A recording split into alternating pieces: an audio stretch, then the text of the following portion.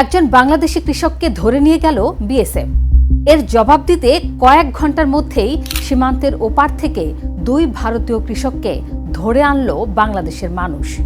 শুধু তাই নয়, গত বছর বাংলাদেশের ভেতরে ঢুকে কৃষক ধরতে এসে দুই বিএসএফ সদস্যই ধরা পড়েছিলেন বিজিবি ও স্থানীয়দের হাতে।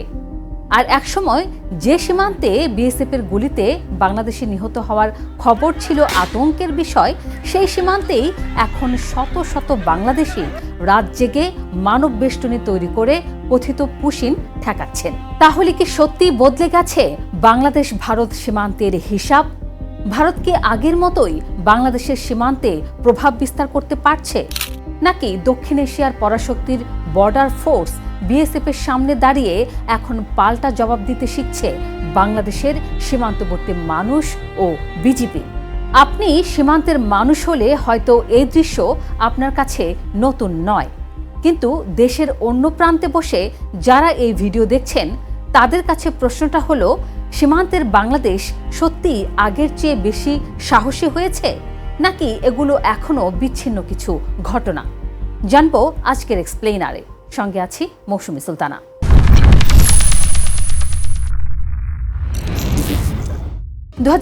সালের 11 আগস্ট মেহেরপুর সদর উপজেলার ইছাখালী সীমান্তবর্তী নিজের ফসলি জমিতে কীটনাশক দিতে গিয়েছিলেন 70 বছর বয়সী কৃষক আব্দুল মান্নান।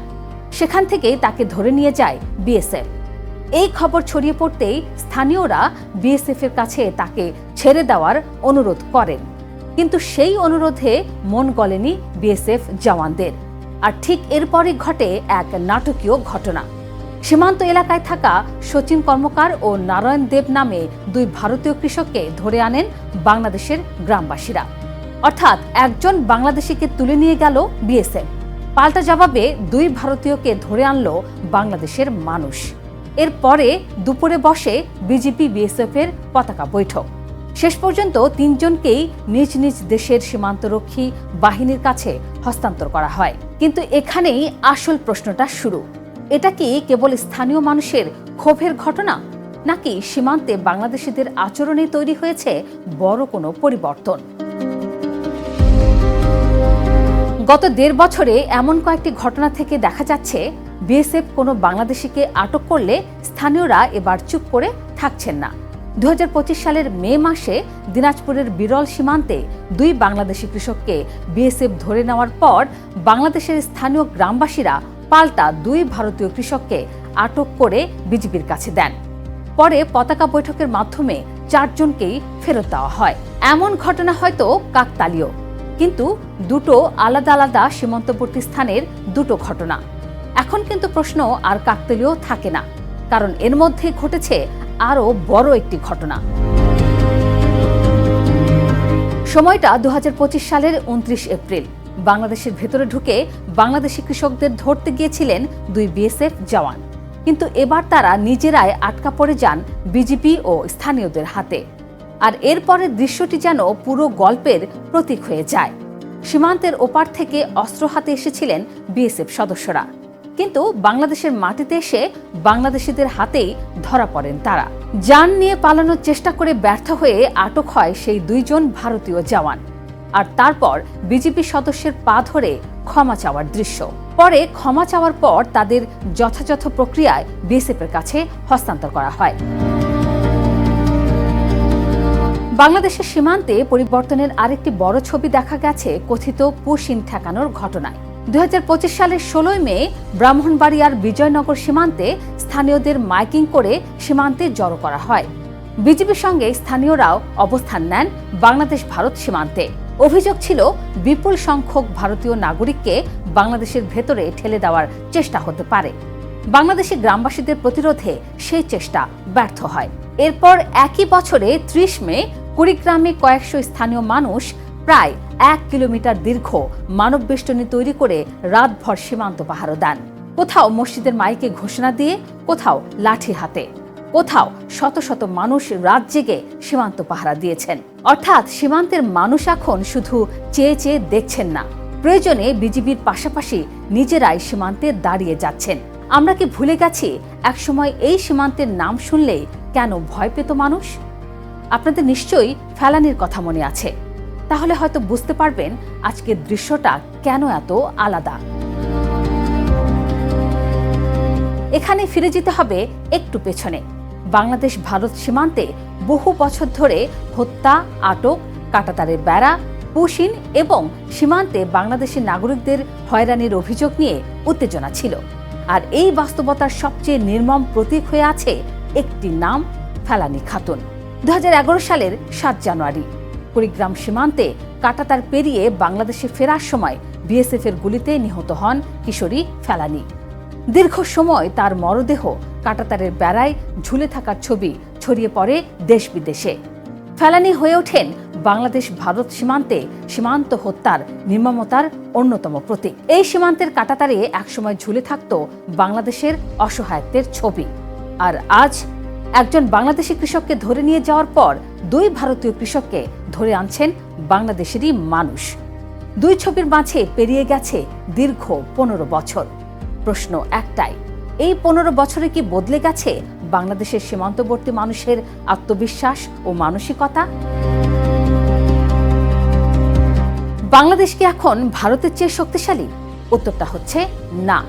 কিন্তু এখানে আমি আপনাকে আরেকটা প্রশ্ন করতে চাই, শক্তি কি শুধু অস্ত্র দিয়ে মাপা যায়, নাকি নিজের সীমান্তে দাঁড়িয়ে নিজের অধিকার রক্ষা করার সাহসও একটা শক্তি? সামরিক শক্তি, অর্থনীতি ও কৌশলগত সক্ষমতায় বাংলাদেশের চেয়ে অনেক বেশি এগিয়ে ভারত। তাই এটাকে ভারতের বিরুদ্ধে বাংলাদেশের শক্তির বিজয় বলা যাবে না।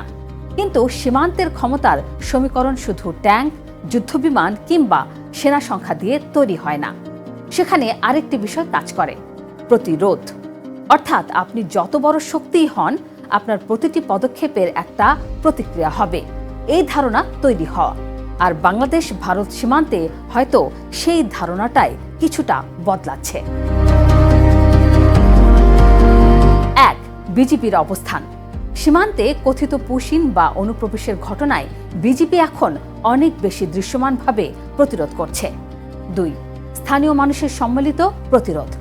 একজন কৃষককে ধরে নিয়ে গেলে পুরো গ্রামের মানুষ বিষয়টিকে নিজেদের সমস্যা হিসেবে দেখছেন। 3. দ্রুত প্রতিক্রিয়া। একজন বাংলাদেশি কৃষককে নিয়ে যাওয়ার পরপরই স্থানীয়রা 2 ভারতীয় কৃষককে ধরে আনলেন। এটাকে অবশ্যই বিজিবির পরিকল্পিত প্রতিশোধ বলা যাবে না, বরং এটা স্থানীয় মানুষের ক্ষোভ থেকে তৈরি হওয়া একটি পাল্টা প্রতিক্রিয়া। কিন্তু এর একটা মনস্তাত্ত্বিক প্রভাব আছে। বার্তাটা খুব পরিষ্কার, সীমান্তে একতরফা কোনো পদক্ষেপ নিলে এবার তার প্রতিক্রিয়াও আসতে পারে, কারণ এ পাশের মানুষ আর আগের মতো চুপ করে দাঁড়িয়ে থাকবে না।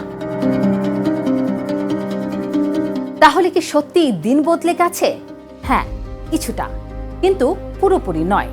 কারণ সীমান্তে এখনো গুলি চলে, এখনো বাংলাদেশি নাগরিক আটক হন, এখনো সীমান্তে উত্তেজনা তৈরি হয়। 2026 সালের 11 আগস্ট কুড়িগ্রামের ভুরুঙ্গামারী সীমান্তে এক বাংলাদেশি তরুণকে বিএসএফ আটক করেছে বলে বিজিবি জানিয়েছে। অর্থাৎ ভয় এখনো আছে, কিন্তু তার সঙ্গে হয়তো যোগ হয়েছে আরেকটি জিনিস, প্রতিরোধ। আগে সীমান্তে প্রশ্ন ছিল কাকে নিয়ে গেল, এখন অনেক ঘটনায় প্রশ্ন হচ্ছে কেন নিয়ে গেল, কিভাবে ফিরিয়ে আনবো, আর কিভাবে এমন ঘটনা ঠেকানো যাবে। এটা ভারতের বিরুদ্ধে বাংলাদেশের বিজয়ের গল্প নয়, এটা যুদ্ধের গল্পও নয়, এটা ভয় বদলে যাওয়ার গল্প। একজন কৃষক হয়তো আজও সীমান্তে নিজের জমিতে যাওয়ার সময় জানেন ওপাশে অস্ত্রধারী বাহিনী দাঁড়িয়ে আছে, কিন্তু একই সঙ্গে হয়তো এখন তিনি এটাও জানেন তিনি একা নন, তার পাশে বিজিবি আছে, তার পাশে গ্রামের মানুষ আছে। আর কোনো অন্যায় হলে এবার হয়তো পুরো গ্রাম দাঁড়িয়ে যাবে। সীমান্তের কাঁটাতারের সবচেয়ে ভয়ঙ্কর জিনিস হয়তো বন্দুক নয়, সবচেয়ে ভয়ঙ্কর জিনিস ভয়। আর সবচেয়ে শক্তিশালী জিনিসও হয়তো বন্দুক নয়, সবচেয়ে শক্তিশালী জিনিস প্রতিরোধ। কারণ সীমান্তে সবচেয়ে বড় পরিবর্তন তখনই আসে যখন এক পক্ষ বুঝতে শুরু করে ওপাশের মানুষ আর আগের মতো চুপ করে দাঁড়িয়ে থাকবে না। এখন আপনার কাছে শুধু একটা প্রশ্ন, সীমান্তের বাংলাদেশ কি সত্যি বদলে গেছে? কমেন্টে শুধু একটা শব্দ লিখুন, হ্যাঁ অথবা না।